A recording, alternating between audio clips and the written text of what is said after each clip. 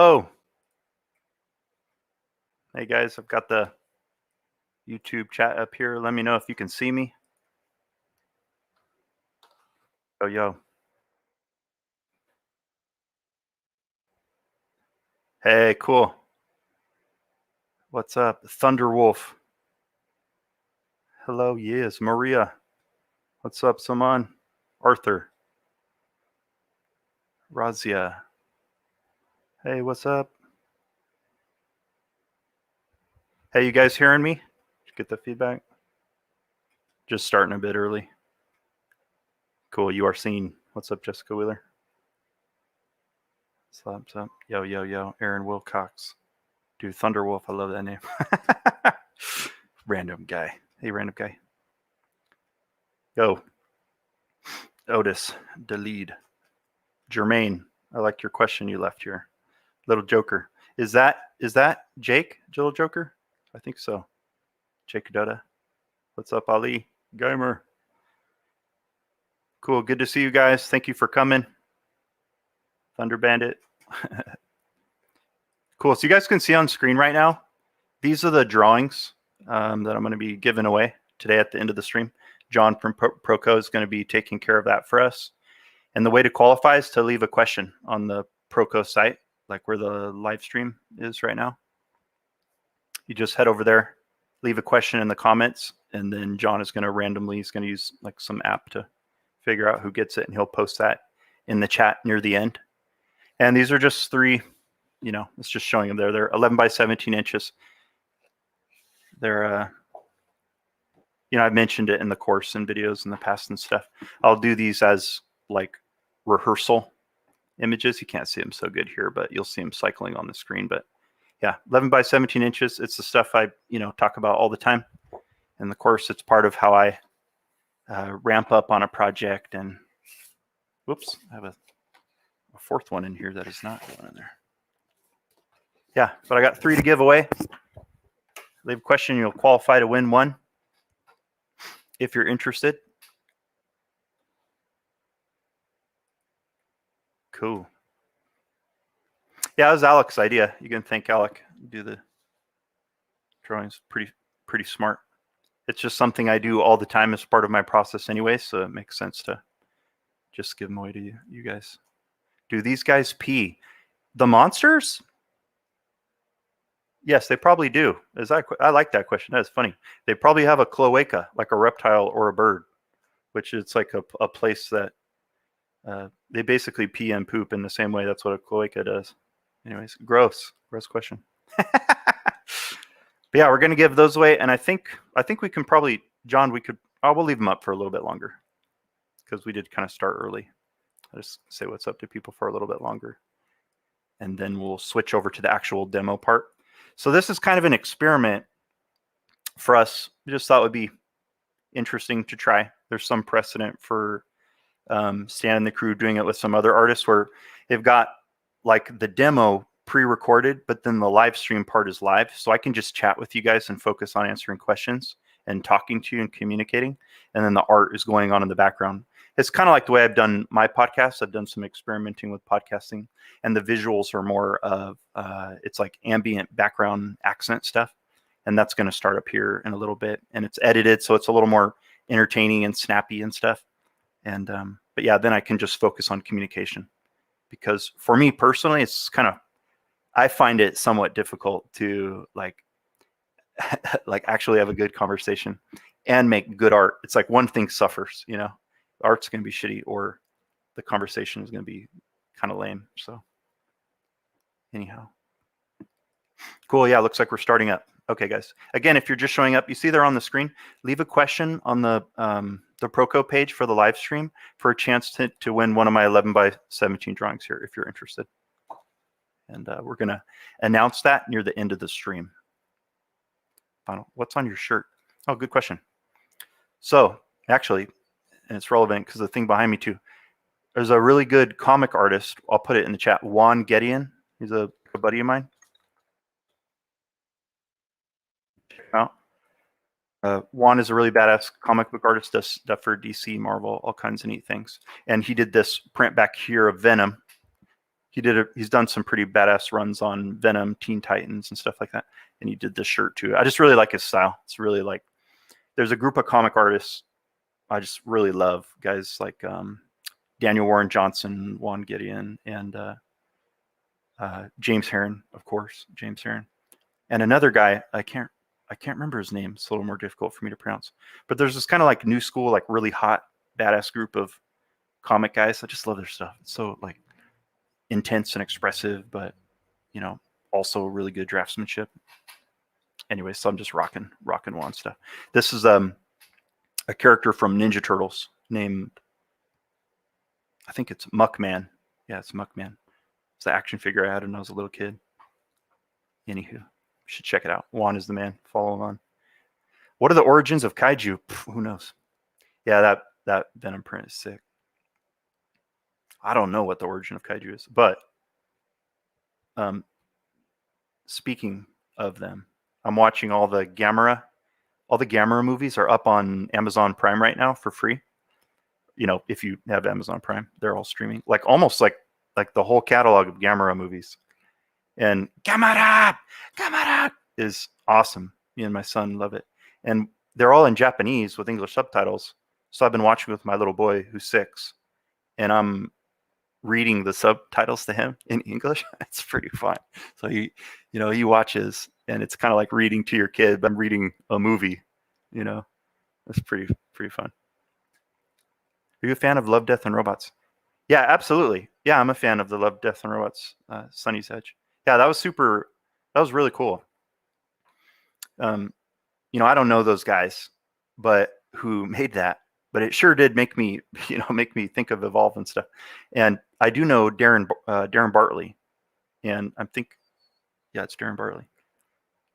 Fight Punch. You know, he's the friggin' man, concept artist I worked with for a bit at Riot. And I'm pretty sure he designed I can't remember the name of the monster. What was the name of the monster? You know, the like blade face fool. That guy was awesome. Yeah, Sunny's Edge is cool. Gamera! What's my favorite kaiju is Gamera. Gamera and Knifehead, which, you know, Knifehead's kind of influenced. I don't really know how to pronounce his name. It's like this, I think. Check this guy out. Everybody right now. I'm going to put it in the chat. This dude. I just watched this one like 2 days ago. It's, you know, basically an alligator snapping turtle wild boar. That's Gamera, who can turn into a spinning spaceship rocket. He's ridiculous. Like my son, when he saw Gamera take off and spin, he seriously like laughed aloud, you know. Like that's how silly it is.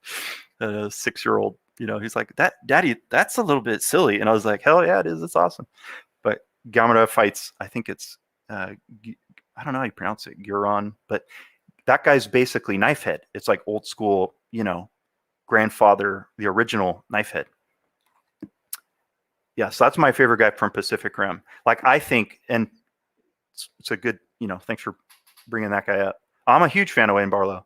This is funny. I'm so bad at this kind of stuff, guys. I'm going to, like, at multitasking and stuff, is I'm going to go on a tangent, and then I see somebody leave a question that catches my eye in the chat that's really fun, and I'll try to be better about it, but I'm not especially experienced at doing live streams and stuff.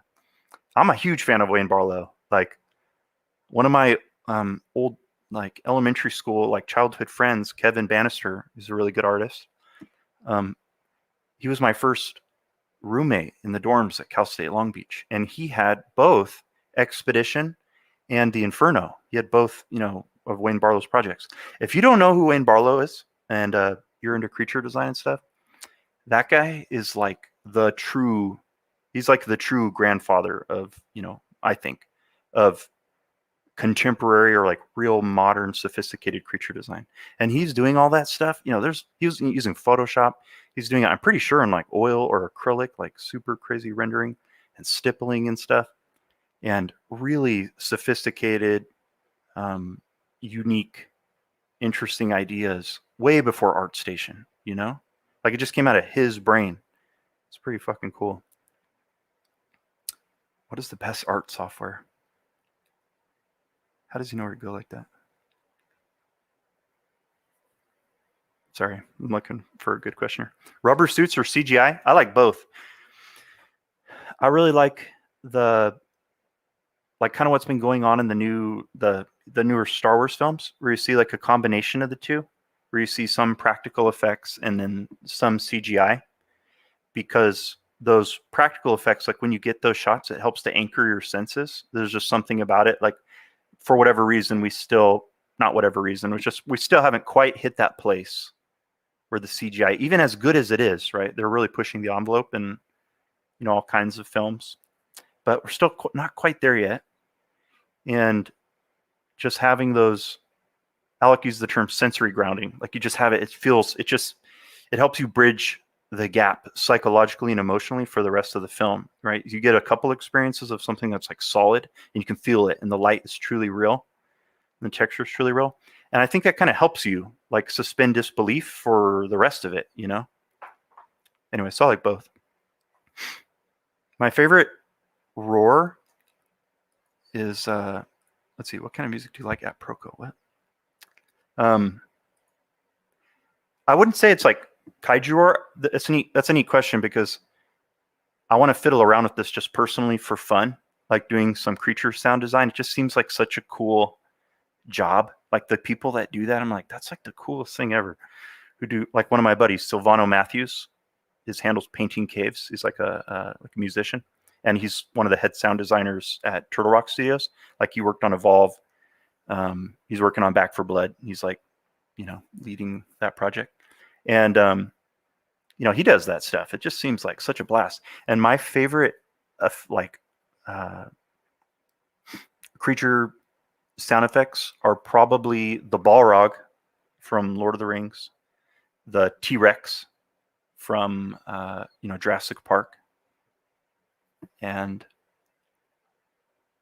those are probably my true favorite. Like the Balrog, I think it's in the, extended features where they're doing the Foley stuff. I think the guy used like a shovel, like a flat shovel, and he's like dragging it across the pavement, like scraping it across the ground for that. There's no way I could like recreate that sound effect right now, but it's just so intense. There's something about sound that's so powerful, and I'd love to mess around with that a little bit. So neither are Kaiju, but I kind of put them, when I do my list making exercises, like I talked to you guys about, the, established precedents. When I was younger, I would do things, I'd just be like, what are my favorite monster designs from pop culture? And I'd list them out. And then I'd kind of go back and analyze, like, what do they all have in common? What's cool about all these? What am I responding to here? And try to isolate it. And a lot of them had really cool sound effects. Yeah, the Balrog is like the fucking shit, dude. Okay, let's see. There's some interesting questions coming in. I have Jermaine Oliveira.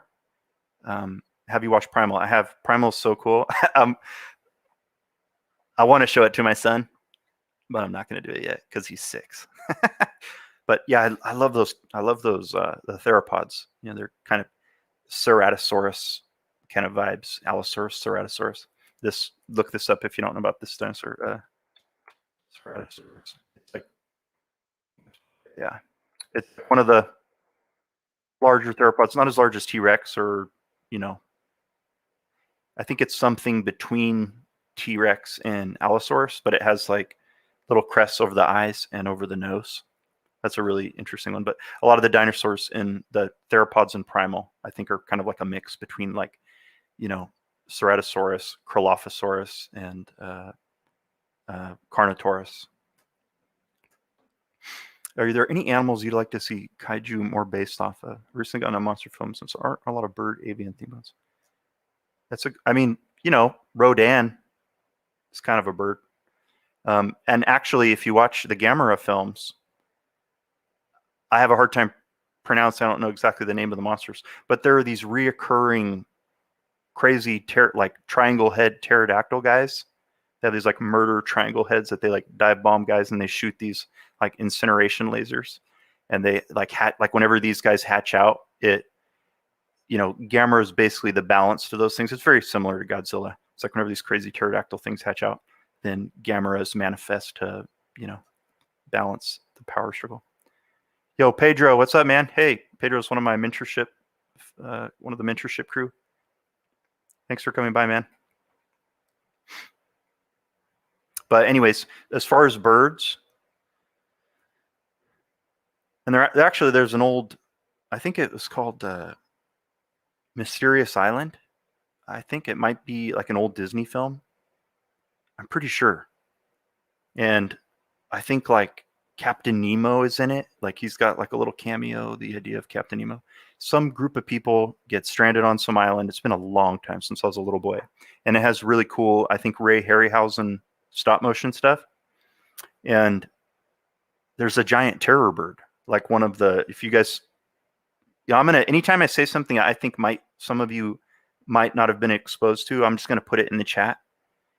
Maybe a lot of you have heard of this stuff, but for those of you who are, maybe truly kind of new and interested in creature design, when I mention something that I think you might be interested in, I'm going to put it in the chat so you could go research it on your own. Go look, do a little Wikipedia search. You want to look up the terror birds. They're a really cool group of predators after following the age of dinosaurs, but kind of before the height of the age of mammals. There's this interim period where you have things that are like giant, like a shoebill stork. Like you take a shoebill stork and put it on steroids, and like a axe-faced shoebill stork, like a huge ass 9 foot tall death ostrich. They're pretty cool. Anyways, they're interesting to look up. So would these monsters be almost homeless? What? I don't know what that means. Atrocious is only avian. The Thing is great. I love The Thing. Kind of different. The Thing is there's something I wanted to mention here, like the idea of a visual hook, or like thematic focal point. I'll use that term sometimes too. Visual hook I'll use more often with monsters and abstractions. And you see me kind of doing it in my design here with this guy. Where what I really wanted to do was put something kind of like a tomahawk or like an axe, that kind of get some of that suggestion of that kind of shape on the front. And like that's what you see guys like Wayne Barlow and Guy Davis and the Pacific Rim crew. That's one thing that's so fun about that kaiju, that genre, right? Power Rangers. I mean, I'd extend it to Ninja Turtle. It's my favorite kind of stuff. Ninja Turtles, Spider-Man, Batman, villains, all that stuff is Street Sharks, He-Man. When something has a really clear hook, it's really effective for kids. Kids can memorize it easy, but I like it too. And it's probably a result of, how much I liked that stuff when I was a kid. But, I mentioned Knifehead from Pacific Rim. He's the first kaiju you really get to experience in a major way. He gets a lot of screen time. He's like he's the one that actually becomes sort of like the poster child for Pacific Rim. And there's a reason, like they chose that guy. Like his name is literally Knifehead and his face is a big fuck off knife. There's a reason they did that, because, you're not going to forget it. It's really impactful. It's a really good design. They also have one called Axehead, right? And those are the ones that are, because there's like the association, they reinforce each other. There's the visual, but then the naming convention as well, right? That creates this like synergy, it helps you remember it. And so I was kind of looking to do something like that here, like kind of adjacent, right? Like probably, I don't know if it would exactly fit in Pacific Rim, but that's what I was targeting.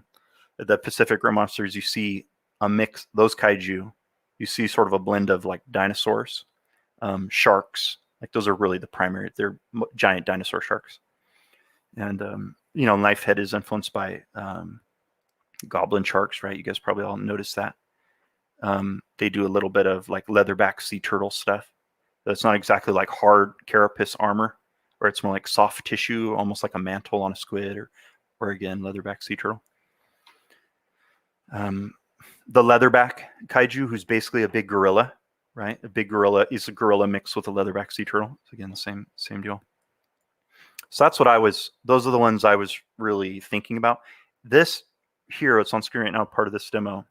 I thought it'd be interesting for you guys to see this, where I kind of surrounded my design that's in process. I surrounded it with the references that I was really thinking of, that were in my mind as I was working on this guy. So you can kind of see like where this stuff is coming from, right? I was still largely working from imagination, but not just from nothing, right? Like the stuff that was in my mind are these things. that I've spent some time examining and, kind of nerding out on these different animal types. They're a part of my kind of personal visual library of creatures and stuff that I'll tend to default to quite a bit, actually. And I have them listed up here in the top, but it's for the turtle, it's a hawksbill sea turtle, but they have a really unique shell compared to the rest of the sea turtle family. It's more like plate armor, this interlocking, very different from a lot of the other sea turtles that I thought looked a little more aggressive and potentially flexible. I was looking at Rhinoceros and the cassowary for the horns, just that kind of the way the what's it called? I forget what it's called. The stuff your keratin, I don't know. The stuff your fingernails are made out of, right? Or like on a rhino, it's like hair basically. But I like it. Especially on a cassowary, you see that horn. I think it's called desiccation. Like you basically see that breaking down. It's like eroding. It's wearing down. You see it kind of like peeling back. It's almost like hangnail or like your fingernails start to get really messed up. And it just has a really interesting texture. That's what I was looking at there. Of course, alligator snapping turtle. That's probably one of my favorite creatures of all time, and it's part of why I like Gamera. If you guys have ever heard of Coyote Peterson, like the YouTuber, I love that guy, and I watch it with my son. But he has a whole kind of part of his channel dedicated to alligator snapping turtles. There's like a whole segment, many episodes that he calls like mud dragons, I think. That just sounds so cool. And there's a place out here in Fountain Valley in Southern California called the Reptile Zoo, and it's a really gnarly place. Like it's probably the best collection of reptiles I've ever seen, even beyond like San Diego Zoo or any zoo I've ever been to. So it's crazy. And they have an alligator snapping turtle that is like bigger than my kid. He's so huge. You should look it up. I'll put it here. Reptile Zoo. It's an interesting place. If you're in SoCal, you should check it out. They have caimans and snakes galore, rattlesnakes. It's out of control. Rhinoceros, iguana. There's so many. Like if you want to go to a place that get up close to get, do some like reference collection, bring your camera and sketchbook. It's a really, really good opportunity to do it. You can feed a lot of the animals and stuff. I got my boy enrolled in a junior zookeeper program in August where he gets to go for like a week and feed reptiles, and he has to give a little presentation on what he learned, what he's going to learn about the reptiles and stuff. Anyways, it's a cool place. I wrote it in the wrong chat. Pardon me. The Reptile Zoo in Fountain Valley.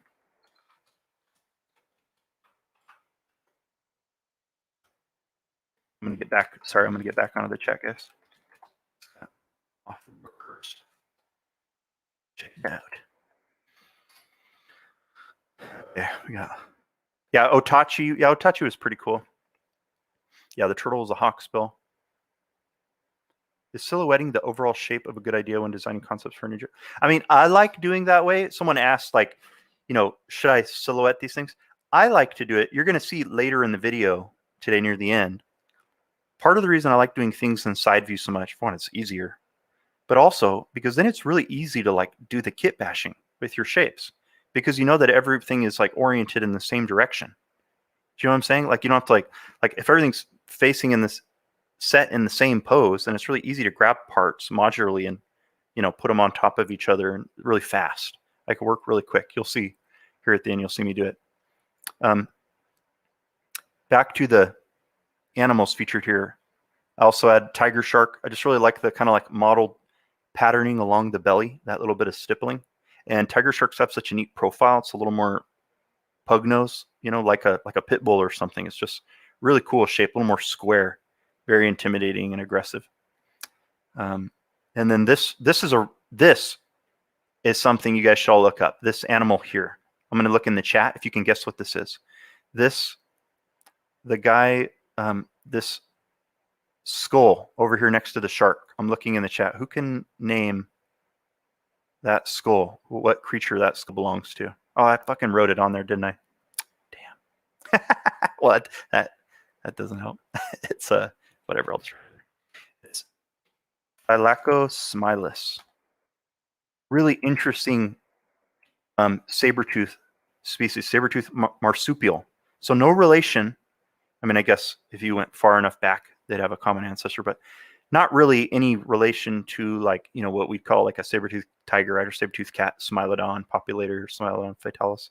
None of that stuff. It's a much older group of saber-tooth marsupials that lived in South America, I'm pretty sure.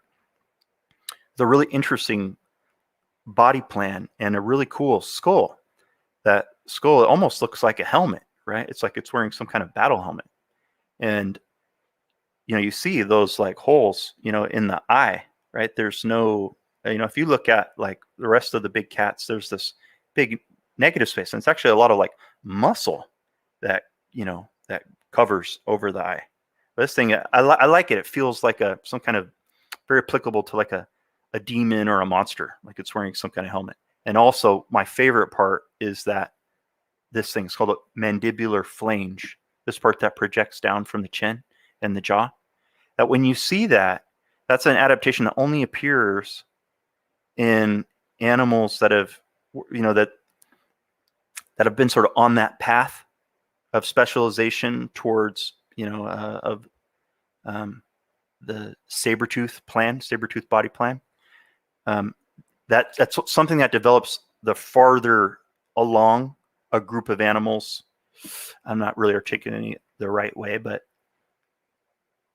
you only see it in animals that have been in saber-tooth animals that have been successful and around a long time. They become more and more specialized, and that thing helps to reinforce their teeth, right? Because those teeth are really long. You could see how if you know, depending on how you know, took a bite, that thing could wobble and break. That mandibular flange acts like a kind of a sheath, you know, to reinforce the bite, so you don't get as much like buckle or wobble when something bites, which means it can, you know, exert a lot of force. It's pretty cool. I think it's a skull of my mother-in-law. That's funny. The spiky stuff on the shell I just kind of added, like I get rid of it later, but when I was in silhouette, you know, this is part of what's, you know, good about working in silhouette, right? Is you're kind of forced to, you don't have any interior details, right? There's no distractions. So you're forced to look at this thing and decide if it's interesting given this limited amount of information, right? Just that area of contrast around the outer edge of the design. And something that can happen quite a bit with people in the silhouette stage is because of that, they go kind of crazy with their silhouette, because it's all, you know, all they've got to work with is that outer edge. You add spikes all over the damn place. That's something I used to do all the time, and I still do sometimes. And that's kind of what happened there. Is I was like kind of looking for, I wanted some smaller details. Some smaller details, just something kind of aggressive, something a little weird, actually, like a little off. And I paint them out later because they don't really make sense, at least in the way I had them. You know, they'd be sort of like projecting from those big scales, plates on the hawksbill armor or shell. They'd more need to be like oriented like near the back, the sort of like terminating tip, you know, of that plate. That would make a little more sense to me, but then it would be kind of like really like laid back, like flush along the spine. And yeah, there we go. See, I paint him out right there. I just thought it looked better without, but initially I did it because I thought it looked cool. Your own Photoshop brush. Let's see. What's your opinion of the Kaiju Jaegers? To be honest, I don't remember that film that well. I apologize. Let's see. I'm going to move over to the questions that John's been setting me up with, questions that were left in the comments section. Okay, over here. I'm going to move over to some of those. Sir, this is from Anub. Let's see. I'm going to actually just like put it in the chat so you see what I'm going to. This is one of the questions. And I'm going to answer right now. I apologize. I'm not really sure how to say your name, my friend. Anubhav? I'm sorry. My bad. But the question is, sir, how can I find my art style? First of all, yo, that's nice of you to call me sir, but you don't got to do that. How can I find my art style? That's like a deep, big, not exactly deep. It's a big question. Probably not one I'll try to give like a simpler answer. I'll give it's almost it's too basic, but one of the best things you can do is just experiment a lot. You know, I know it sounds kind of like simple, but like it's true. You do a lot of experimentation. You try a bunch of things, and you see what you respond to, what makes you feel good, you know, and what doesn't. And the things that don't, that seem really painful and shitty, and you didn't enjoy at all, maybe you don't do those too much, or maybe that means you just have to practice those things more if the interest is there. Another thing I like to do quite a bit, something I talk a lot about with my mentorship students, is like analyzing, you know, the artists you admire, really spending some time analyzing the work of others that you admire. And I usually try to get them to focus, you know, like kind of at least temporarily decide on a handful, usually about 3 artists that they're going to study, just to help them, simplify it, right? Like we're bombarded by so many influences in the world around us, especially with Instagram and ArtStation, all this stuff. Like it's effectively advertising, right? There's a reason that advertising industry spends billions of dollars, because they know that what they're doing works, and they're subconsciously affecting our values when they bombard us with all this shit. And the reality is that's what's going on Instagram and ArtStation too. And whether you acknowledge it or not, you're being bombarded by other people's values in terms of art, or by trends and algorithms and what those things are favoring. And that's not necessarily reflective or in line with, it may not be in line with what you actually value, you know, what you're into. So that's part of why I have them decide on a couple for a while, because it's about saying like, I'm going to curse. I'm going to fuck you to all that noise. Like, get on my face, all this other stuff. I don't care about that. I don't want that in my brain. I just want to like dive into this stuff that I love and see what I can get from studying that. And it's kind of a temporary thing, right? It's not meant to be like prescriptive forever, but it's meant to kind of free you up. And, you know, that constraint allows you to begin, you know, really taking steps. You analyze someone else's work and you know what you like about it, then you know what you need to study. Anyways, it's something I do a lot with the mentorship people. Let's see. Okay. Don't worry too much about art style. That's like something like a guy like James. I've heard James Kearney say that. Don't stress too much. It is important and it isn't important. And it's always going to be about context, like who you are, what you're trying to do. There's some people, you know, if you're more interested in realism and representational art, high fidelity art, style is less important, because the truth is you're trying to recreate like reality, right? But if you're into stuff that's really stylized, if you're interested in working in a place like a Riot or Disney Pixar or whatever, right? You know, if you want to work on Pokemon, whatever, then it's kind of important that you learn how to push your ideas through a filter of like art direction or stylization. And that's why I tend to really advocate for like attempting to clarify your values more and more over time. And it's basically like self-reflection, like thinking, like critical thinking about who you are and what you like. And it's going to be a continual process, right? But that helps you, again, it helps you know like what you should be doing. Anyways, okay. How do you come up with unique kaiju designs? Well, I'm going to plug my course here. I do that process that I did in the course. Like I will, that's what I've done. That's what I did here. You know, it's like it's what I always do. If I'm actually trying to come up with something that satisfies me, that walks that fine line between creating the, between, you know, harnessing, you know, established precedents or archetypes, like something that kind of taps into unconscious archetypes, like things that we all kind of, that are part of the zeitgeist that we've all kind of been exposed to. You know, when I'm trying to make something that does that and also creates the illusion of novelty, like it feels new, but it's doing something that's like, it's harnessing something that's already there. I think that's probably what makes some of the best entertainment design, is when you can navigate that like tricky place. It's very subjective. It's a difficult thing to do. And a lot of the best artists seem to do it intuitively, and I don't necessarily know how they would articulate it, but that's what I kind of see is going on, is they're doing stuff that feels fresh, makes you feel like it's new, but it's not so new that it doesn't resonate. sometimes the things that are so new, so avant-garde, the general population can't actually connect with it. Something that I feel like I learned on Evolve, actually, because a lot of our designs in the beginning were bananas. They were fucking crazy, and because we're all trying to be original. We're all these young guys like, I'm going to be original. I'm going to make like the most original design. But we kind of found out, after about the first year that like that wasn't getting us the results we were after. Like nobody gave a crap.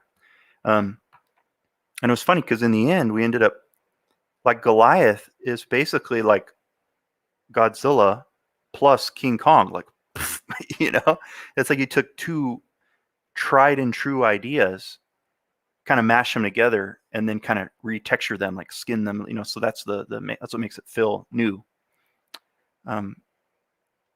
His body type is basically a minotaur with a tail, like a minotaur body structure.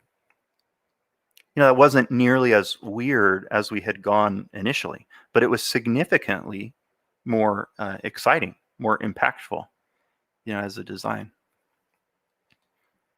I spend a lot of time when I'm generating ideas, like I do a lot of iteration, a lot of thinking. If left to my own devices and I have some time, I'll do a lot of, the drawing. Like this is 3 sheets just done for this live stream, just to kind of get my head in the space, because I don't know, I haven't drawn kaiju kind of things in a while. The reason I did kaiju is just kind of for fun, like Kaiju July, like kind of a summer blockbuster vibe. And James Herron's got his Ultra Mega comic out right now that I'm kind of just want to give him a shout out. It's a really sick comic, independent thing he's doing. And I don't know, just to be fun, kaijus. I've been watching Gamer and stuff. But yeah, I'll spend a lot of time just getting myself in that headspace, a lot of drawing and writing and just absorbed in it, like allowing myself to live in there a bit emotionally, just think, I don't know. And then I'll do, a lot of the small drawings, the small thumbnail drawings, a lot of the list making, and let the ideas begin to grow. I go over it in the course. Proko.com/monsterlab. Check it out. Anyways, let's move on. Okay. Jason, Arizona. Do you ever consider a monster's life cycle? For sure. Not as much these days, but that was a big part of Evolve. There was the leveling up, right? The creatures went from stage 1 to stage 2, stage 3. So we always were thinking about that because we knew, that was a constraint, like a gameplay constraint. It was an important part of this world and the way this game played out. So we weren't necessarily thinking about like eggs, and we might have initially in like real blue sky early pre-production, but eventually once we knew, we weren't making like a National Geographic documentary, the character needed to be able to fight right out the gate, so it couldn't be like a little baby, it was small, man-sized, but it was still basically a small version of what it would become. So yeah, I do think about those things. That's pretty funny, the edgy teen phase. I don't know if we ever thought about it like that, but I like that. That'd be a funny thing to see. Jermaine Oliveira, how did you build your portfolio for Riot? Did you adapt it based on what they look for, or you showcase the stuff you wanted to do? I didn't think about it at all. To be honest, I never thought I'd work at a Riot. It wasn't something I thought that was like a goal. The reason I ended up wanting to work at Riot was because of my friend Moby. Because I worked with him, he came and worked on Evolve with us for a while and kind of helped us. We were a little bit junior. Not a little, we were pretty junior. And he came in and kind of helped us like figure out what the hell we were doing, and because he's a really smart dude and a good artist. And when I was exposed to him, like as a person, I was just like, damn, he was a special dude, like no disrespect to the other guys I was working with, but Moby is he's really fucking cool, a really good artist, really, a good thinker, he's just a thinker, had an interesting story, and he took, I don't know, for whatever reason, he was nice to me. And so I was like, I want to go work with that guy. Like it had such a big impact on me working with him. It just affected the way I thought about things so much. I was like, when I found out he went to Riot, I was like, I want to work with that guy more. I want to be around people like that, like people, artists of that caliber that are just, going to help you grow a lot faster. And that's what really made me want to go to Riot. And I just like reached out to him, not telling you to go fucking reach out to Moby, but we kind of knew each other. We kind of had some rapport, and he was supportive, and he liked my stuff. And the kind of role I'd fit in at Riot was appropriate for the skill set I have. I wouldn't be doing splash art. That wouldn't work. The stuff I do, it's not what I do. Could never do that. But for that blue sky phase, just generating ideas and fortunately, Riot, they got a lot of money at Riot, right? And so they can hire specialists, like people that can come in and be those, scalpels, guys like a Paul Kwan. He's like a specialist, right? He's like, does this thing better than anyone in the world, right?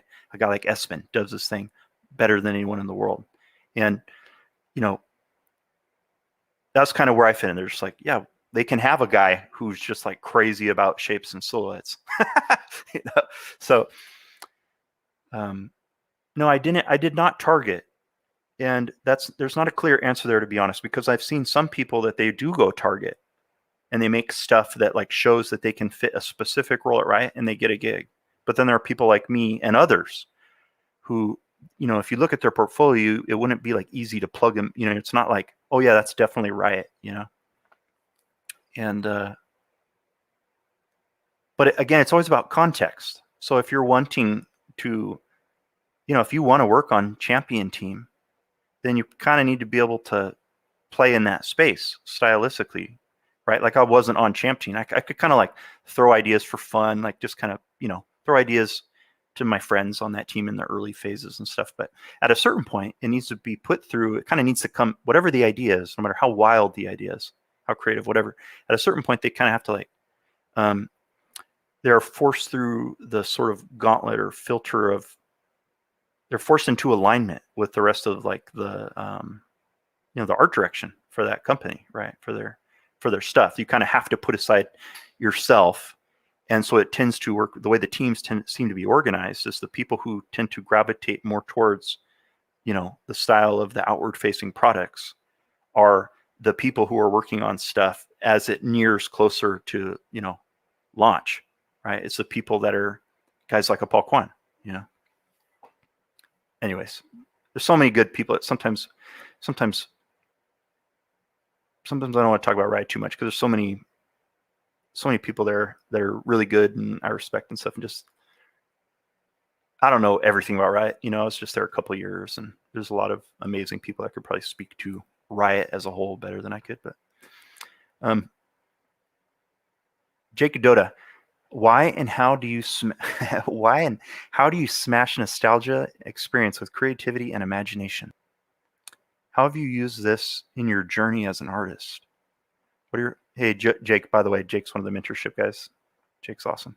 What are your thoughts on getting more of what you see? What does it mean to observe when an artist side to you? Man, you threw a lot of questions. Thank you, though. Appreciate it. Why do you think some artists struggle with passion or even lose it? How might it show itself in different people? I'm going to answer just the ones at the end. What does it mean to observe with an artist's eye to me? I think part of the joy, part of what's cool about being an artist is like we're really observant. We're really paying attention to things, to visual phenomenon. Like all the guys who are like some of the best environment artists, right? Like people that are dealing with lighting and stuff, they're absorbing that information. That's why they do a lot of the plein air. They're absorbing all this information, natural phenomenon about lighting and textures and color and all this stuff. And because I think they love it, it stimulates them, But I think that also what's cool about it is it also opens up the world to them in a way that's pretty neat. It like rejuvenates the world. Us as artists, we get to experience the world in some ways, as children through children's eyes forever, if you'll allow yourself to do it. That's how I feel about creatures and animals. Like I geek out about this stuff and it brings me great joy. And then by default, that ends up kind of manifesting to some degree in my work. And I'm sure that's the case with a lot of some of my favorite creature designers, people I really respect a lot and like, and some of my friends who are creature designers, people like Bryn Matheny, and Stephen Oakley, and Wayne Barlow's, I don't know Wayne Barlow, but respect, right? People like him and Guy Davis, like they're paying attention. They probably love this stuff. They probably love it a lot. It's probably been a part of their life since they were kids. And I don't know. I kind of think that's what it means to observe with an artist's eye. It's like you're tuned in. You're tuned in. You're not like taking the world for granted. Our brains, like as we get older, and it's normal for things to not like impact you in the way they did when you're young, because you've experienced it so much, right? It just becomes a part of your routine. You drive this place every day, you do this commute, you pass these things, and you never give them another thought. And part of what's cool about being an artist is, though we do fall into that trap, of that routine and all that stuff, we also are more sensitive, I think, to just phenomenon around us. There's a reason I go try to watch the sunset. I have an alarm set, sunset walk, the sunset every day. I will try when I can to take a break, to go just like experience that. It is, like I said this before, it's like free magic every day that you get and go see. It's a natural, warm, cool relationship, spread across our entire world every single day, and you can go watch it, and you can learn from it, and it makes you feel good, That kind of, when I'm with my son, we will go out into nature, and I will leave my phone behind, and we will just look at things. I take him to this place, Bolsa Chica. It's a state park down here at the beach. And I remember going as a younger man. I was a little bit just more, I don't know, in my head, and I didn't have my son yet. I would go there and I'd more be in my head thinking through my own just, crazy young guy, whatever, just angst. Like, how am I going to become a good artist? Like, why doesn't she like me? Like, stupid, I wasn't paying attention to shit. I was more like doing my walk and working out my problems as I was walking around, which isn't wrong. But when I had a son, it brought me back to the moment and to the place. When I go places, I look again. I'm like looking in a way that is more, I don't know, it's more wonderful. I think that's a lot of what being in the artist's eye is at its best. However it's manifesting, whether, even if it's a really hardcore subject matter or whatever, it's like you're really paying attention to those things and you're able to analyze it, and that gives you joy, it stimulates you to some degree. I'll go to the next question. Why do you think some artists struggle with passion or even lose it? I think a lot of reasons. I think it's not just artists, like people in general, humans in general. If you get broken down enough times by life, and if you don't sort of make the choice, if you don't take the leap of faith to believe that life is still good and worth living, and there are still things to be discovered and enjoyed, if you can't tap into that place of, like, it sounds cheesy, like childlike wonder, like if you can't, when that dies, I see a lot of people, guys I've worked with and stuff, like really good, they're good people and amazing artists. But when that little naive part of you gets,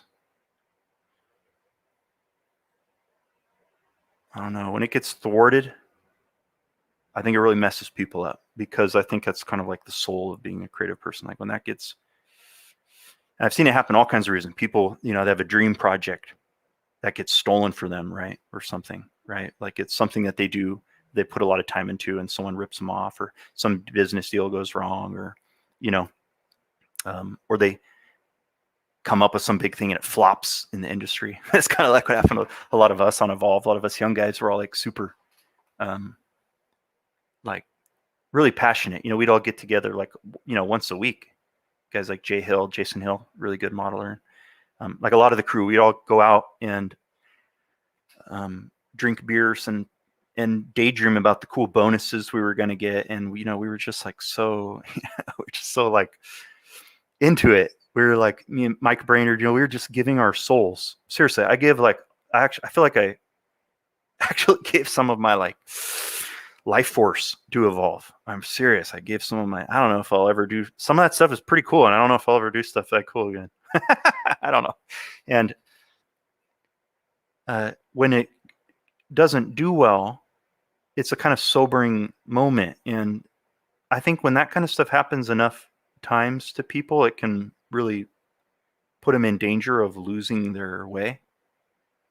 And I kind of saw guys that had happened to them, and they had stayed in that cycle though, of like getting your hopes up, like bah, getting your hopes up, bah, and all for that, like holding out for that moment where their game just magically happens to be the one that hits just at the right time, and they get, that's what a lot of in games, that's what a lot of people are hoping for, is that big payout. Like our game's going to be whatever Destiny or Anthem or I don't know, whatever game is, Rocket League or what's the other one? Fortnite, right?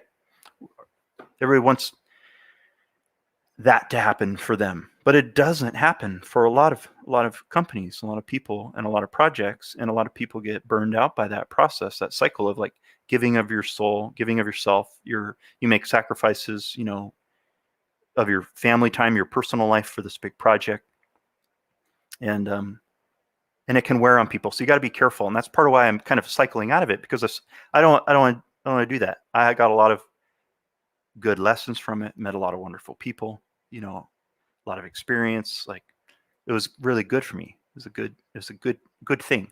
But I think if you stay too long, it might not be wise. You might not be setting yourself up for success there, or for, making yourself a martyr for no reason. Anyways, so I kind of I call it like cultivating my creative integrity or something. I'll think of it like that, like, or nurturing. I take the idea of nurturing my creativity pretty seriously. Probably more serious than I take my health, my diet, which probably isn't good. I should nurture my health, bro. Get healthy. But I think it's really important. If you're a creative person, if you're a highly creative person, your creativity is just as important as your, like, I think as, having intimate relationships, or, having a job, or, it's like a core, it's like a pillar of your identity, of self-esteem. I've noticed for like a lot of creative people. And when they don't get to participate in the act of creation, when it gets fully, like, what's the term? Like, when you give it all to a company, when you give it all away to someone else, it's usually not wise.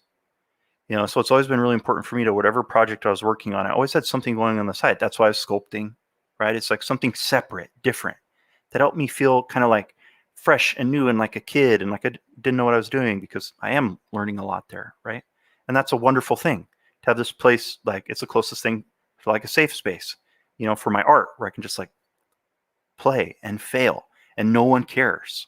It doesn't matter. It's not going to affect my job, and that helps me feel vital, creatively vital, the way you felt when you were a kid. When a lot of you young people, if you're learning 3D software, you're like this. It's like the first time in your life you've discovered something in a way, like on your own. You're following a path of your own. You're taking in new information. It feels like you found your calling, and that's super exciting and motivated. And there aren't actually any stakes yet. In some way there are, but like, no one's telling you got to get this to them by Friday by this time, or you're all fucked. You know what I mean? Like, you know what I'm saying? There's no crunching and, managing all these, business relationships, and the part of, you're not dealing with any of that stuff yet. It's still fun. It's still purely discovery. That's how I felt when I was first learning Photoshop. We had a computer lab at Cal State Long Beach, and we got tablets. That was the thing. They had like tablets, Wacom tablets. And even a lot of the teachers didn't really use that stuff. They just set them in there, and they're just like, good luck, go learn how to use those on your own time. And that's what I did. And it was a great joy I felt like I was discovering a secret, like studying alchemy, I was like following a secret path. And that's a rad feeling. That's what I felt when I was learning to sculpt. When I was like 15, I met the Schiffler brothers at Comic-Con, and they were super nice. I was just this kid. I was into Warhammer Fantasy, and I wanted to make my own little miniatures and my own big like ogres and stuff like that, dragon ogres. And yeah, I'm talking to them and them telling me, they're outside of school, all this stuff, and they're just like giving you these little tidbits, these little like nuggets of great knowledge, right? Like important knowledge that they just gave away for free because they're nice dudes. And it would send me back, and then I was like off to the races, like super excited to learn about these things and digging through forums and all this stuff to learn how to sculpt in Kneaditite epoxy putty, the green stuff. And for a lot of you young people, it's natural right now, because it's all new and there's the promise of like where this will take you. It's amazing to see yourself go from somebody who draws stick people to somebody that makes sick robots. That's a very satisfying thing to experience. But eventually, you're going to be good, and you're going to get a job, and you're going to find that like the journey isn't over. It didn't actually solve your problems, and now you have to go into work every day and deal with people that you may not want to, and you got to deal with a lot of grown-up bullshit, like people, business, professional stuff, and it's going to weigh on you, and you have to find a way to get through it. And I think the way is to have like personal projects, to have creative friends in your life that are genuinely on your side, that are like really on your team and want the best for you and love you and believe in you and your vision. That stuff's really important. And to take in, I read a lot, and I'll kind of cycle between different types of media. So I'll read, stuff about, Pleistocene mammals. And then like right now I'm reading comics. Like I'll cycle through comics every once. So I'll read a lot of like nonfiction. And then every once in a while, when I really want to expose myself to some really fresh creative ideas, I go to comics. Because comics is like the one place out there in the world where you can get like a crew of like less than 10 people. I mean, I know publishing houses, there's more people involved than a big publisher. But as far as the actual nitty gritty creative work, like a project like Ultra Mega, right? It's like James Herron. It's like a couple dudes making a thing that, if it was a film, it would truly take thousands of people to make a film. In comics, that's clear vision. And it's cheap because it's relatively cheap. That's why a lot of comics get option turned into films, because all these directors and creative people in Hollywood, they know that they can go to comics and you can see if something works. You can see if it has an audience, and you can see like without having to spend all this money, to make, battles with thousands of giant crazy aliens and huge spaceships and all the crazy stuff that they do in comics. You can see if it works in 2D because they already did it. And then if it's, got a big following in that industry, then they can turn that into a film, and they know they're going to bring over a certain number of people that are going to support it, and it's going to succeed and make money, yada, yada, yada. So I always go to comics because I think that's where the freshest, coolest shit is being done, like a majority of the time, in terms of entertainment art. Daniel Warren Johnson's writing and drawing Beta Ray Bill. It's super crazy cool right now. I'm hoping that is like laying the groundwork for how they're gonna introduce Beta Ray Bill to the MCU, because it would be sick if like that was the kind of direction or the treatment for the character. So yeah, I read stuff like that because it gets me hyped. It satisfies I feel like a kid, but I don't read it forever. I don't just get addicted to comics, or I'm just like comics. Read a couple comics, then cycle onto some other stuff. Listening to American Gods by Neil Gaiman, the audiobook, and I'll listen to something like that when I'm working on art, or something where I can kind of get away with having it on in the background and not focusing on it 100%, because I can always like replay a chapter or whatever and kind of catch up on it. But that's a really interesting story and very different from comics and kaiju, different from, ancient history or Pleistocene mammals or art theory or whatever. It's just on a kind of another note here. It's very, I think it's relevant. Like, I think a sign, a good sign, if you want to like look for signs that maybe you can do this, or entertainment art. It seems to me that people who are curious, just fundamentally curious, are always going to do well. You're going to be fine because it's your nature. It's not like no one's pulling your teeth to get you to learn how to do creature design. You're a nerd who loves animals and are passionate about creatures, and you're absorbing a ton about creature design, and then that equips you, positions you to be pretty good at thinking about creatures. Whether or not you're the best doesn't matter. You know some shit, so you're useful. And that applies to anything, right? If you're really good at robots, you might be a little bit more mechanically inclined, have more of an engineering kind of mindset. You really, maybe you're really into cars, you're really into airplanes. Like I know some guys, like Robert Stenix. Like Robert, I don't know if you guys know this. I don't know if he's be okay with me saying this, but Robert had like a pilot's license. It's like gangster, dude. Robert Stenix was like a pilot, flew planes around and stuff. He had like the passion, like a love for that kind of thing. It's probably part of why he's pretty damn good at doing robots and in spaceships and planes and hard surface, because that's where his head has been at, for some amount of his life, and etc. down the line, whether it's like anime and manga type stuff, whatever it is.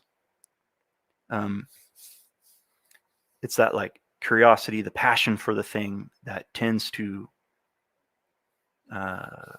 that's like the springboard, to the rest of it.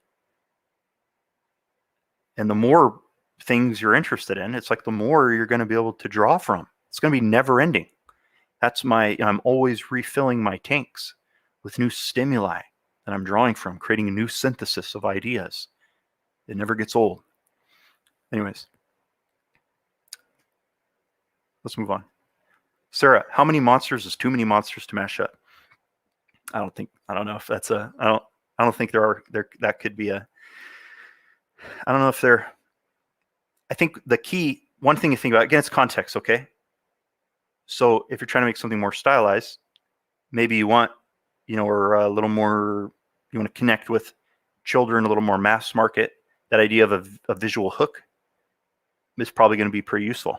So even though the Kaiju and Pacific Rim are executed like super mega high fidelity, look rad textures and all this stuff, the ideas for a majority of them are really clear themes. Like they got that big hook, that big knife head, that axe head, that big leatherback, sea turtle gorilla thing going on that helps you remember them. And again, back to that idea of, studying other artists and silencing the noise. If you apply some constraints, then you are more likely, through applying some constraints, you are more likely to emerge with some clear direction. It's like the more shit you put in the soup, the more ingredients, there's a kind of fine line. There's a place where you go over. You had too much crap in your stew and it starts to taste like whatever. It loses its identity, right? And that's a difficult, it's not like a science. It's a difficult thing to, like, in terms of art, to say like how many influences would be too much. I don't really know if that's appropriate or even possible to really put the nail on the head of. There are guidelines that artists will use, like something like a rule of threes.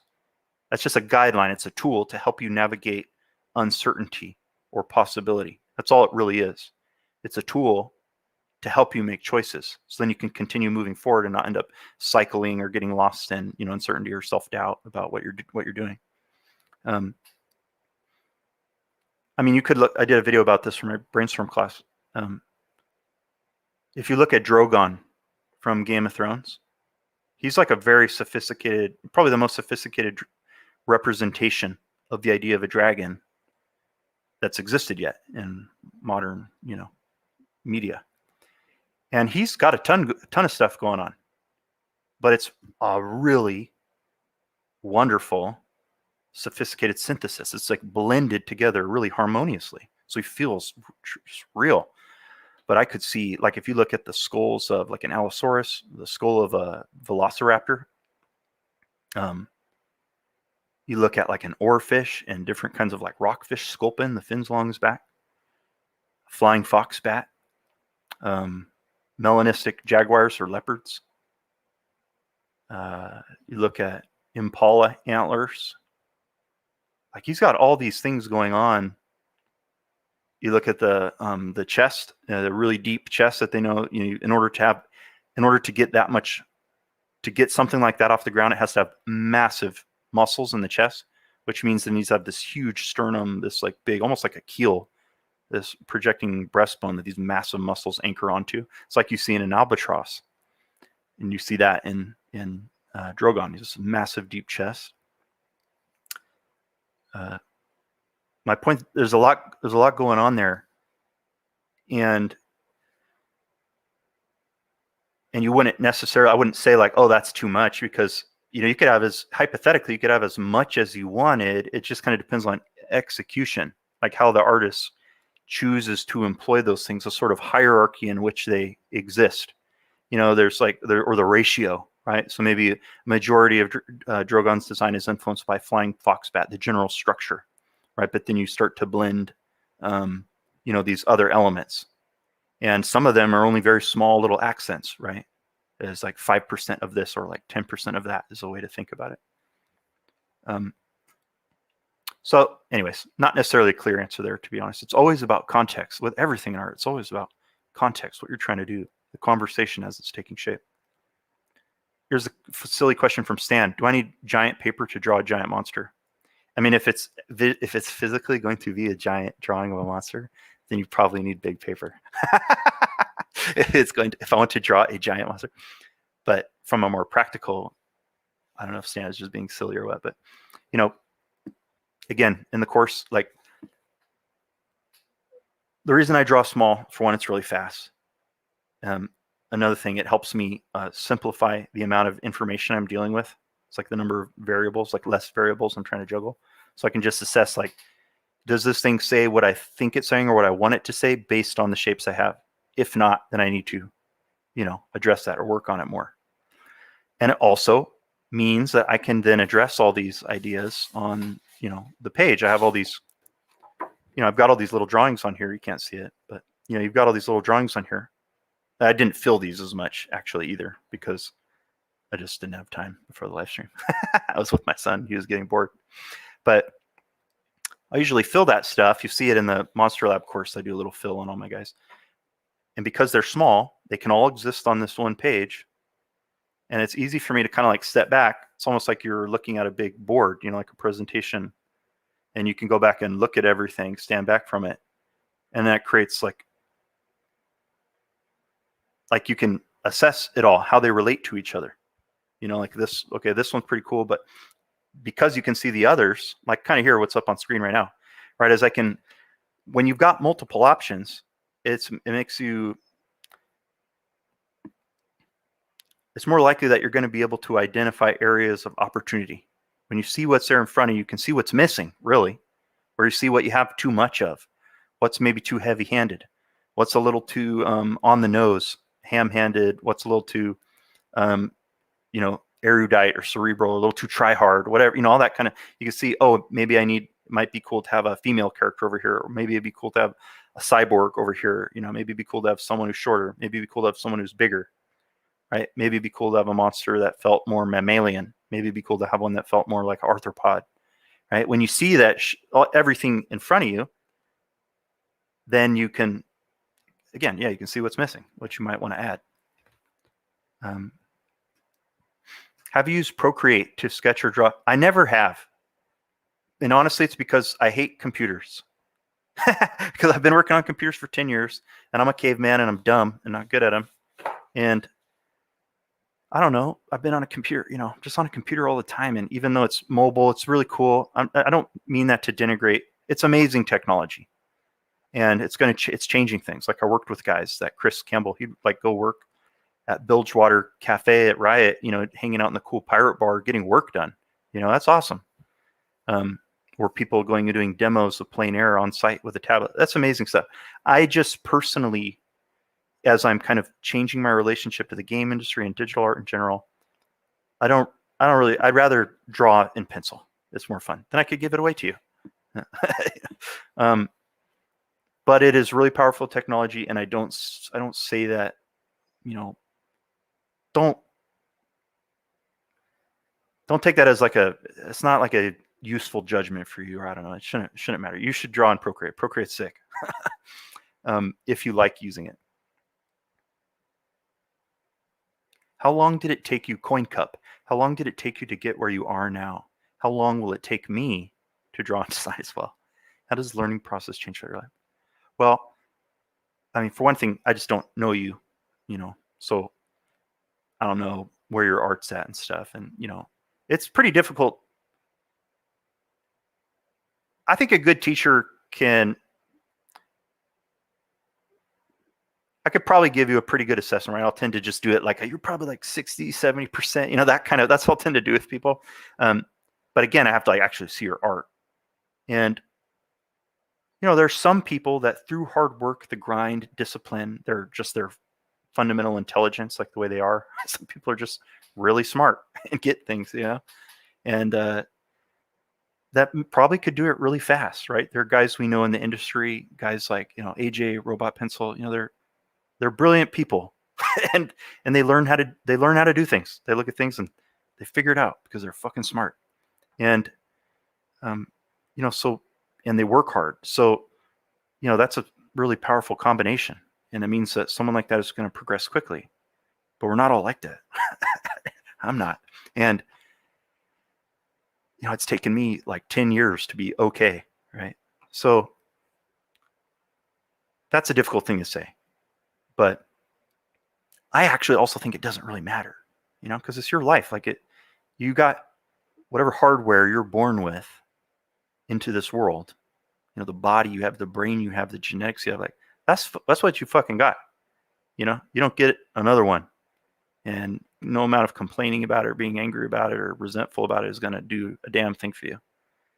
All you can do is accept the hardware you got and now try to take in the right kind of information, get the right kind of apps, download some software to help you min-max your ghetto computer that you're running, my ghetto Scott caveman system. I have to find a way to make it, make it better. And that means that it's going to, just time doesn't matter. There's a couple guys like my buddy Moby.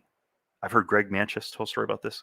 Simon Lee, amazing, like some of the greatest, my favorite guys I respect. And,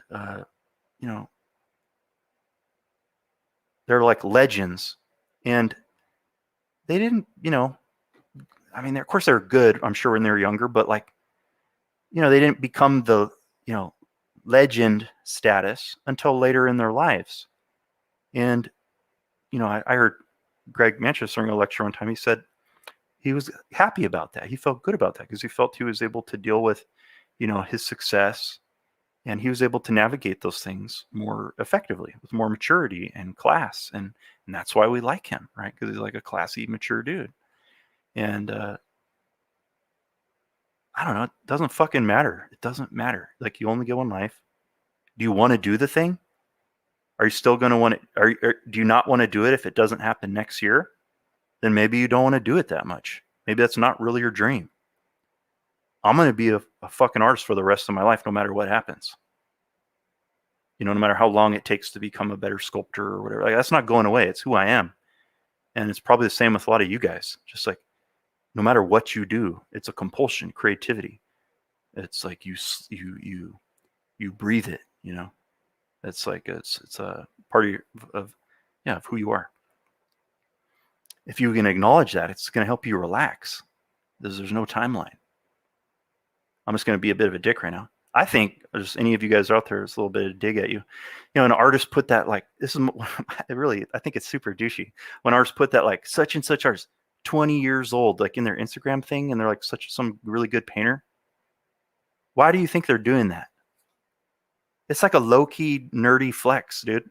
I'm 20 years old and I'm like so good at rendering. It's like, okay, cool. Dang, that's lame, I don't know. It's corny. That's some immature, dumb stuff. It doesn't mean anything,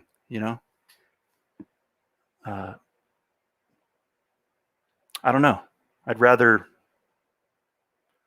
be 50 or 60 and be sculpting still than grind in my 20s and get carpal tunnel and never have, any experiences that helped me mature as an individual and as a human.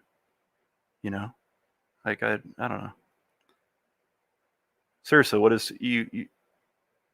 I think the grind philosophy has a lot of value to it. Okay, it's cool, but again, you're a person, you're a human, and you have a life to live.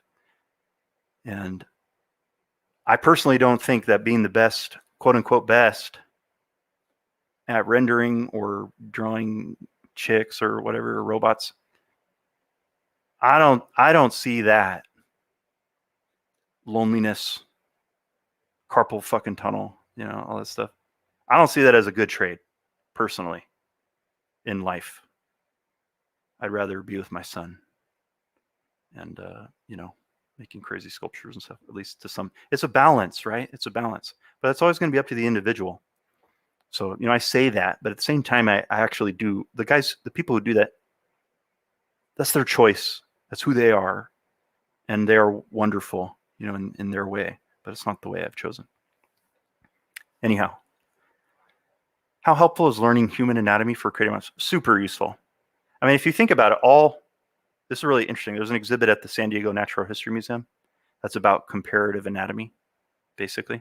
And you see that all animals exhibiting bilateral symmetry, all, you know, vertebrates, all animals with a spine, we are using, because we all come from a common ancestor, we're all using the same body plan that changes over time. It morphs, right?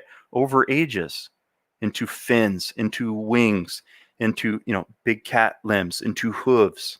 You know, over time, these pressures, environmental pressures and lifestyle behaviors over thousands of years, millions of years, the body plan changes and morphs. That's why you can look at an embryo like a fetus, and across all, you know, every species, you know, a little fetus will look very, very similar, whether it's going to be an ostrich or a whale or a human or a, you know, an iguana.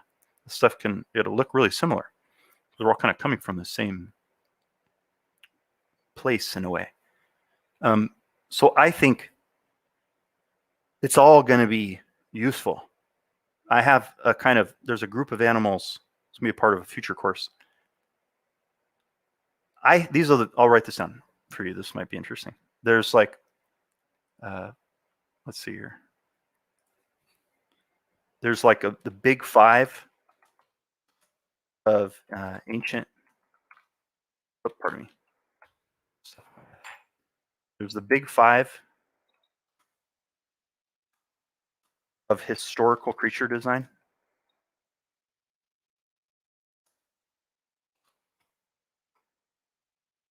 I think this is a pretty useful idea. I kind of took the big five because, like, in Africa, like historically back in the 1800s, the British, like European safari big game hunters and stuff, there were like a handful of species that were like the core big awesome species that guys would go hunt and stuff. That's kind of lame. That's a lame part of it, but that's where the idea of like the terminology of big five came from. There's the big five of historical creature design and the big five of contemporary creature design. And the historical ones are the ones that basically are influence like every single mythological creature that we see, like in the, you know, in the historical record. Those five are the big cat, the dog, the horse, the ox or bull, and then the bird of prey or raptor. If you take those five animals, you can basically create any all the really awesome mythological creatures that humans came up with that they dreamed about in ancient times, like ancient Mesopotamia and Greece and all that stuff. Those five are really important to learn, to have some familiarity with. Like, I'm not like a master of anatomy with that stuff, but, you know, or someone like a Bren or Joe Weatherly, like those are really, really deeply knowledgeable about this stuff. But I have what I think of as a working knowledge where I can play in that space. I know enough. And then the other five, the contemporary, these are ones that, given modern innovations like technology, access to the world, just like, you know, geography, distribution of human species, like just photography. Now we can record things, microscopes. Now we get access to a whole new group of animals. And those five contemporary ones that have really become a part of our, you know, the sort of dialogue of creature design now are, what is it? It's bats, are one. Like bats, like every gargoyle, demon, dragon, whatever you've ever seen is informed by bats. Dinosaurs, of course, like specifically theropods. And specifically theropods. Like if you look at a lot of contemporary dragons and reptilian monsters, you're looking at like a Tyrannosaurus skull or a Carnotaurus skull or an Allosaurus skull. You're looking at those kind of shapes. That's what you're seeing. So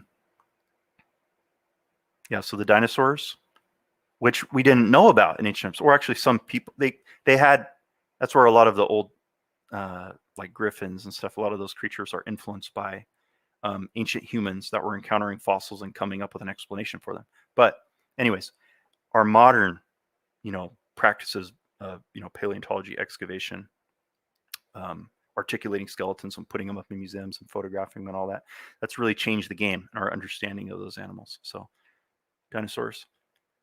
The apes, the great apes is a huge one. And I'm pretty sure that like the gorilla or the bonobo, like both of those weren't really discovered until like the mid or later 1800s, something like that. Like we didn't have access because they're deep in, in Africa. And a lot of like Europeans had never been back there to see that stuff. They're like there's like rumors and stories. But as far as, Europeans who had a printing press, right, and who were documenting this stuff, which could then be shared with other people, and then it was, useful at that point, right? Because someone could see it, integrate that knowledge, and then use it in a design. Yeah, but that wasn't just, I think gorillas weren't discovered until like the mid 1800s or something like that. And if you look at any goblin, troll, orc, like ogre, like every single dumb, lower humanoid enemy in every IP ever, they're influenced by the great apes. So you need to know about them because they're everywhere. They're everywhere. And then the cephalopods. So that's like the group that includes, squid, octopus, nautilus, cuttlefish. You could go bigger. You could say mollusks, and includes like snails, whatever, because they are part of that group. But the cephalopods, which means head foot, cepha, head, pod, foot, like they're literally head foot creatures. They're soft-bodied, and they don't really fossilize. So there's not a lot of, and they're deep in the ocean. And, up until modern times, super deep sea fishing is not a thing, right? So there's like stories about these creatures. But again, because they're soft-bodied, if a giant squid died and some guys encountered it out at sea, it's likely it's going to break down, get preyed upon by sharks or whatever, or sink, right? Or if it comes up on land, it's going to decompose really quickly. And they didn't have photography, so you couldn't. It was just some artist in the community, a guy like you, is like, they're like, "Yo, Steve, come over here. You gotta take a pic. You gotta draw this shit, man. There's some crazy creature on the shore." Next thing you know, you've got stories about the Kraken and stuff.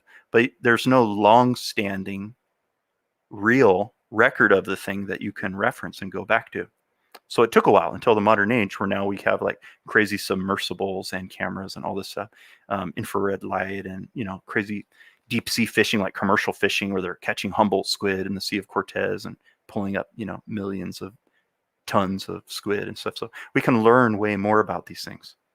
And Cthulhu, right? Like every tentacle creature ever is influenced by cephalopods. So if you want to do anything Lovecraftian, it's probably a space you'll play with. Alien creatures, it's very useful to spend some time examining the cephalopods. That's 4. And then 5, the arthropods. Okay, that's basically the group that includes, it's hard-shelled creatures. So it's a lot of insects and crabs. Like a lot of the deep sea crabs. I'm not sure if lobsters are a part of there, but I'm just kind of lumping them in there. Basically, creatures with exoskeletons.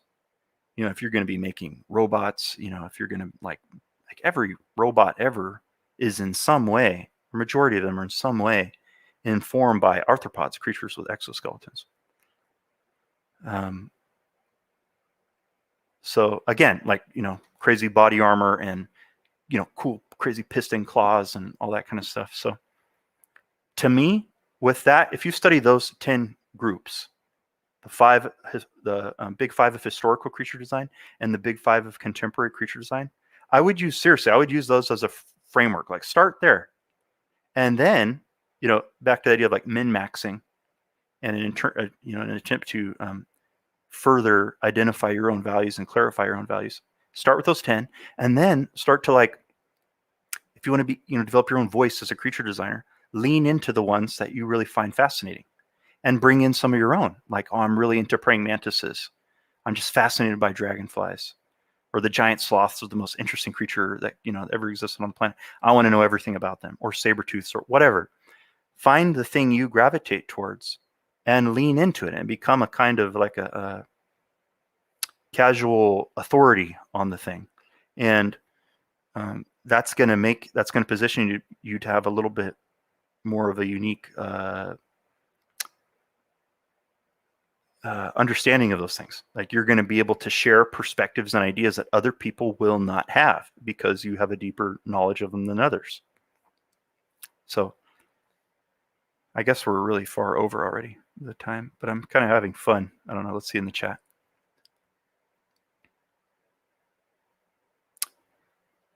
That would make sense. I see the question that Jermaine Oliveira expected snakes and amphibians to be part of the groups as well. Yeah, I mean, that's a good, that's a good point. That's not a bad point, dude. But for my mind, I'm kind of like thinking of them. That's where like dinosaurs come in, because it's really about skull structure, right? And dentition. That's really what I'm responding to with most of them. But again, the point I just made was that's where you should min-max, right? This is just me talking to some kids. Like, if you're new to this stuff, that's a good place to start. But the way you make it yours is by leaning into the way you develop your voice.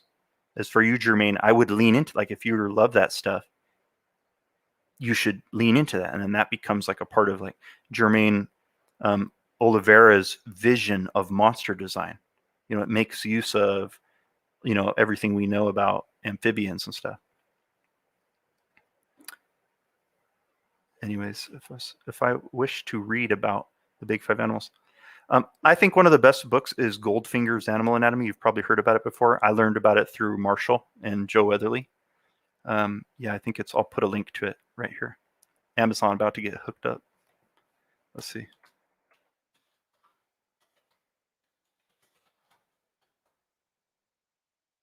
I think this is the best, personally. I think this is the best, like, animal anatomy book. Here.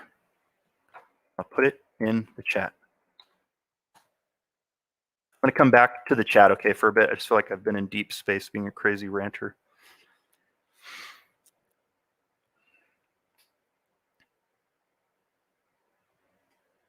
Thanks, Joshua. Joshua Canupe as a paleo artist. Yo, paleo artist, if you're a paleo artist, you could probably be a pretty good creature designer, like, real talk. There's a lot of guys that kind of go back and forth between that world because you just know a lot of stuff. You got a lot of insights other people haven't. Or people don't have. If you do have some interest in fantastical creatures, like, use the knowledge you have. It's going to make you powerful. Where do you get your reference?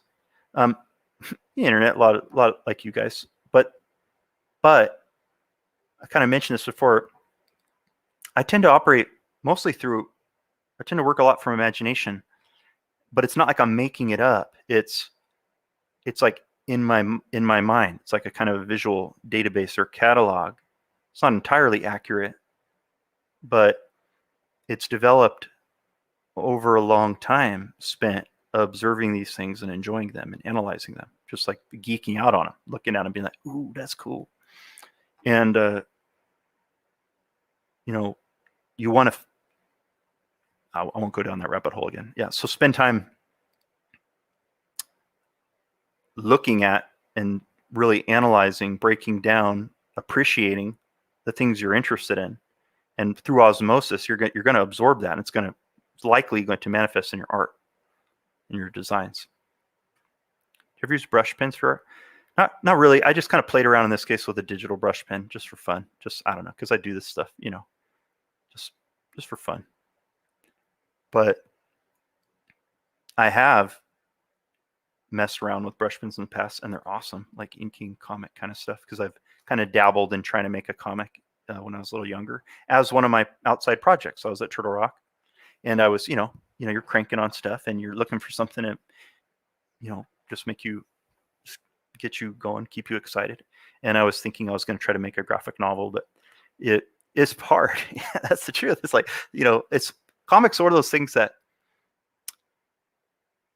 I think a lot of artists are like, someday I'm going to make a comic. Like when I have some extra time, I'm going to make a comic, it's like really not practical. It's not how it works. Comics are, hey, good night, Idanis. Thanks for listening. Thanks for showing up. Yeah, I like Half-Life. There's a lot of questions here. So many fun questions. Sorry I can't get to them all. Or I miss if I'm missing them. Anyways, yeah, comics are hard. We'll leave that alone. So no, I don't use that stuff a lot. Comics are not like a thing. It's a whole deep, super deep craft with people that are amazing, and it's not like something to go. One does not, journey into comics lightly. What makes an interesting creature design in your opinion? I've gone over quite a bit of it. Part of it is those visual hooks. That's what I personally respond to most. It's not that is some hard rule, but I like those hooks. I think it's fun. Something like just really memorable. It appeals to like the kid in me, the kid that likes toys and stuff. Okay. Yeah, comics are painful. Yeah, the guys that do this stuff. I just ordered Murder Falcon because I've been reading Beta Ray Bill. I've always liked Daniel Warren Johnson's stuff, but I just haven't. I don't know. We're busy. We've got a lot of shit going on. And this is my first time kind of like, because I love Beta Ray Bill and I heard he's doing it and I was like, what? So then check that out. Rad. And now I'm like, I want to learn more about his stuff. And I'd heard of Murder Falcon. And then I see, oh, that's probably the thing that got him on. People were like, oh, this guy can this artist can make characters with animal heads really dope. He could probably do Beta Ray Bill. And so I wanted to read Murder Falcon. And then there's an intro in the beginning of the book where he talks about that. Like, comics are hard. It's like a grind. It's painful, but it's fucking awesome too. That's why those guys are awesome. They work so much harder than majority of us. It's crazy. This is one of my mentorship guys, Ryan Best. Ryan Best is a beast. Like, just the amount of work he produces compared to my other, no disrespect to my other mentorship students, but Ryan just like, it's just a different level of productivity. Comics, if you're someone who's a workhorse and you like that, it brings you a sense of purpose, and if you take pride in that and it makes you feel good, the comics might be a good spot for you to go. You have good ideas. Oh, did I not plug? I'll plug the Goldfinger book a bit. My bad. Here, Bill. I think it's just I'll type it here. Goldfingers, and you can just Google it.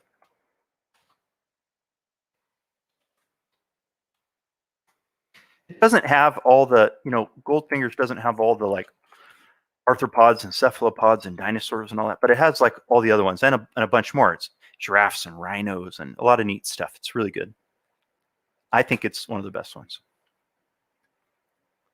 Okay, let's see. I'm going to go back to a couple of questions from do you have a recommended book for creature design? It would be that, Goldfingers.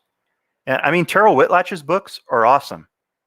I tend to like not read them now, because I'm like 37 and trying to like do my own thing. And you know what I'm saying? Like she's got such a unique voice. It's like, I don't want to, I'm just trying to be careful about being too strongly influenced by other people's work, but she's a genius, so if you're like kind of starting out and you want to see if someone's doing really neat things with creature design, any of Terrell Whitlatch's books, or Bryn Matheny, doing cool stuff.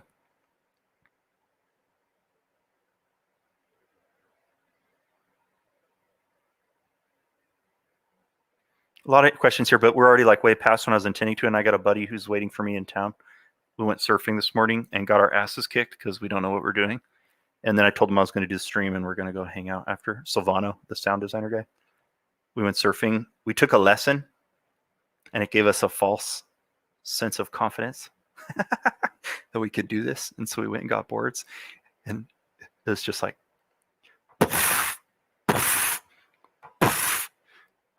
just got messed up there.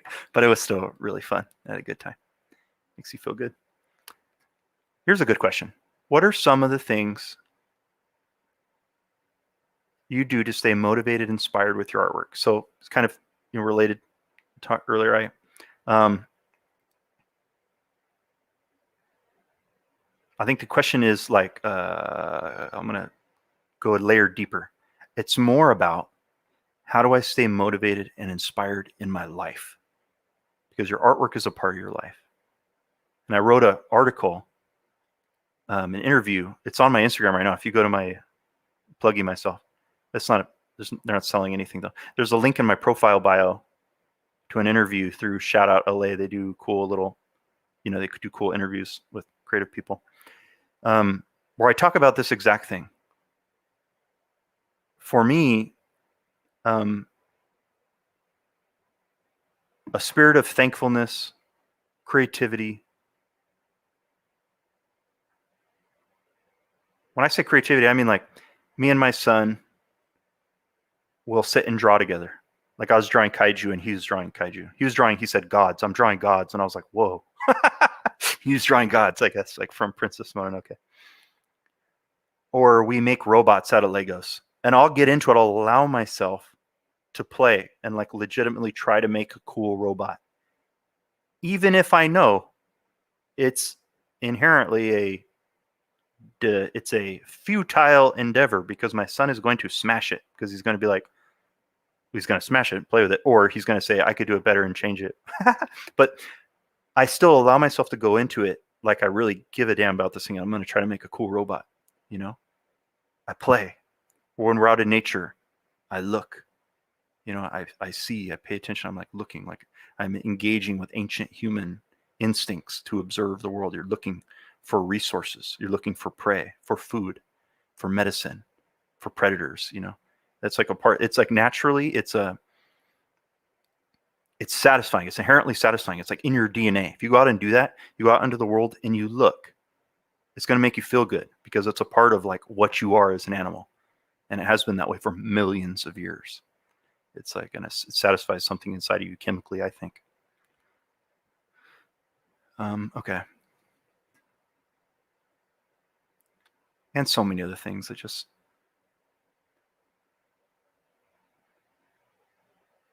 stay curious, bro. Let's go some more questions. How much anthropomorphism is acceptable in Kaiju? I think the kind of sky's the limit, right? You can look at like Ultraman and Power Rangers, and the dude in the suit is pretty dudeish, right? It's like pretty obvious, but it still works and it's fun. It's always about context. Again, the rules, the constraints that you are employing for any given project, right? In Pacific Rim, they kind of developed a language.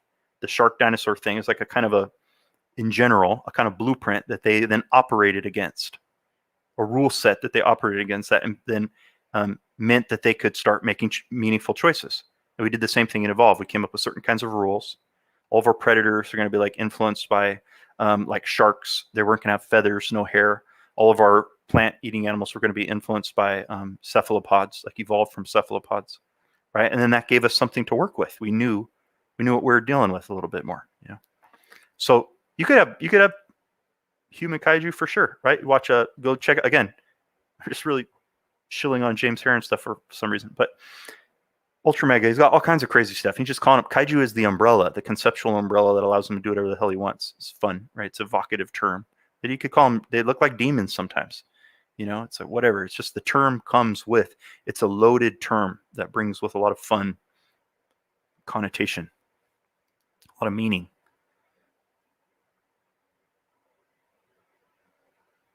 All right, I kind of have to pee, guys. That's the truth. I gotta go. I can't leave my buddy hanging that long. Do you think Mignola uses the silhouette process? Not in the way I do. Like I don't think he's not designing for games, but Mike Mignola is a really sophisticated designer, and he's thumbnailing. He's doing everything I'm doing and more. Right? It's just the silhouette stuff is a really good exercise for students and people who are beginning, because you are limiting variables. You're not having to juggle like lighting, perspective, anatomy. But there's many. You're using some anatomy. You are actually, but many less variables that you're juggling, and that makes it easier to make progress, to get some wins under your belt, gain some confidence, feel good about what you're doing, and then you can continue to add variables. that's part of why I do it. It helps me think. It helps me like move through the process. And I just actually find it visually satisfying as well. So I don't know if he does. I'm not sure. I mean, he definitely is thinking about his silhouettes and his shapes, but he's, his like mode of execution may be slightly different, right? Like he's not doing exactly how I do it. Can we expect anything new this Monstober? Yeah, fun things this Monstober. This will be a good spot to end, okay? Hey, Scott. Yeah. I just posted the 3 winners at the bottom of the chat, too. Oh, cool. In the YouTube chat or in the... Private. The private. Okay, my bad. Okay. Did you want me to announce it? Should I be announcing it? Yeah. Okay. Thanks, John. Okay, sorry, guys. John just from Proko chimed in. We're way over on time.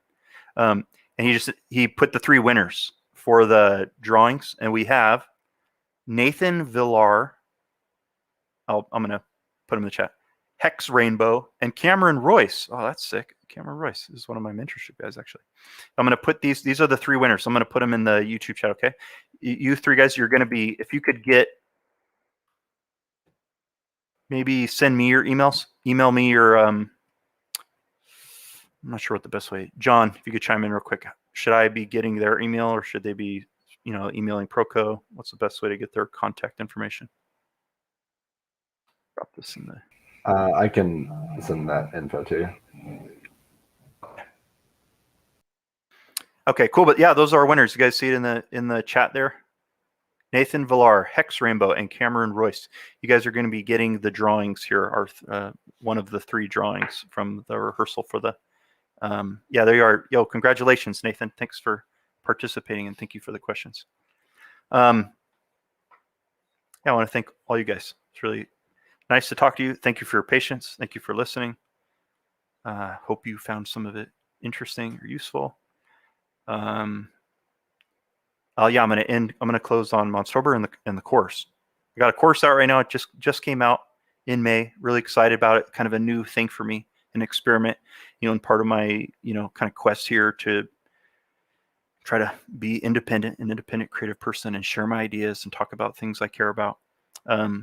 We have a course that just came out, the Character Design Monster Lab. You go to proko.com/monster lab to check it out. And it's directly connected to a lot of the themes in Monstober, and we're kind of in a sort of a, like kind of a promotional swing that's, we're working towards Monstober, where there's going to be more cool stuff in store that's related to the course, etc. And in terms of Monstober, me and Alec we're going to open it, and we're going to make it a little more chill, okay? Because it's hard as hell to sculpt every single day when you're trying to juggle all these other things, especially in AVs. I love AVs, but it doesn't dry fast, and you have to work on it incrementally.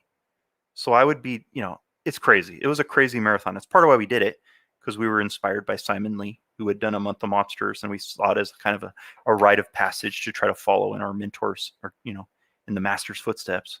But it fucked us up. And it made me not want to sculpt. Got kind of burned out, and I love sculpting, but I'm like tired. I get really tired, and it's hard to do a good job because like as soon as you finish another, it's crazy.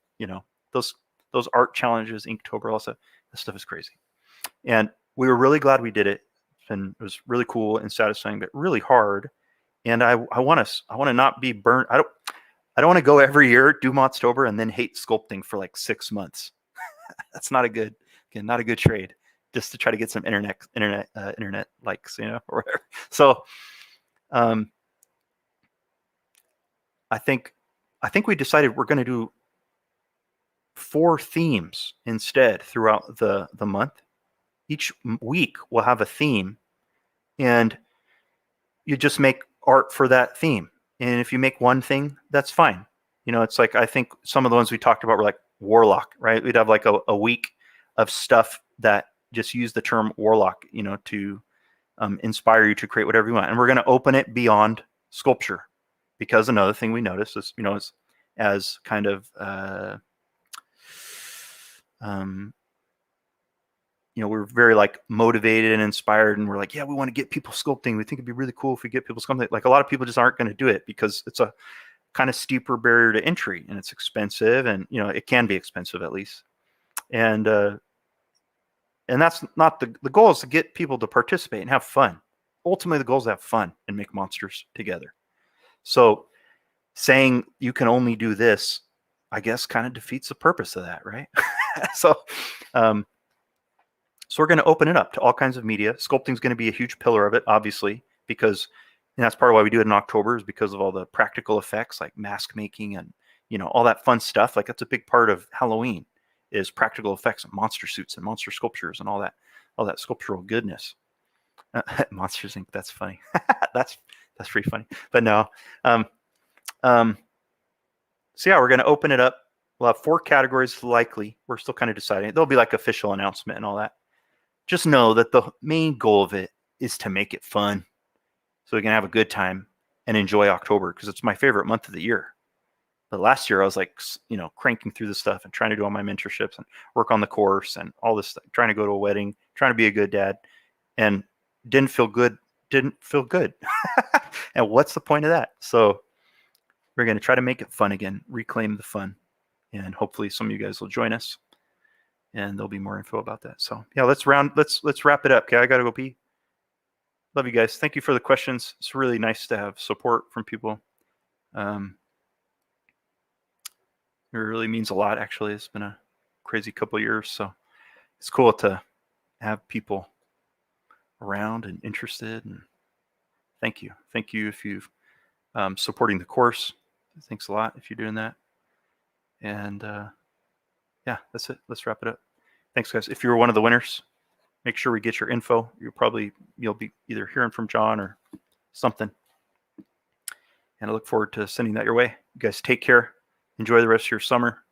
And if you're taking the Monster Lab course, you'll be hearing from me in the critique videos. Again, I'm going to show it one more time. Proko.com/monsterlab.